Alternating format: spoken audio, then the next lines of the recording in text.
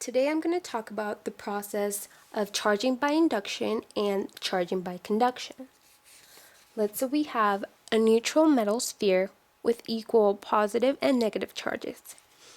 We bring a negatively charged rod close to but not touching the metal sphere. The sphere is thus going to polarize as the negatives attract the positive charges, and then they are trying to repel these negative charges. That is why they move as far away as possible from these negative charges.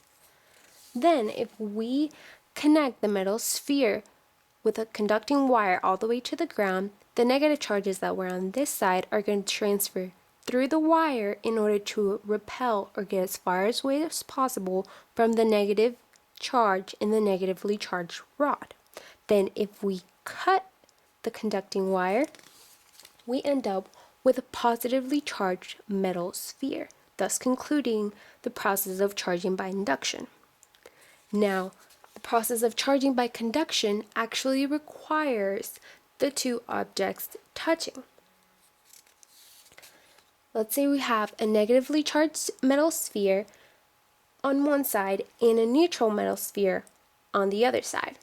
When we bring them close together, the negatively charged metal sphere is going to polarize the neutral sphere by bringing the positive charges to one side as they're attracting to the negative charges over here, and the negative charges repelling to the negatively charged sphere. Then once the two spheres actually touch, there is a transfer of electrons from the negatively charged metal sphere to the neutral sphere. This is because the negative charges are repelling each other, and by moving to the neutral sphere, they're creating more room in between them. Then when you separate the two spheres, you end up with two, not one, negatively charged spheres. And as you can see, the originally negatively charged sphere has less negative charge than it started with, thus concluding the process of conduction.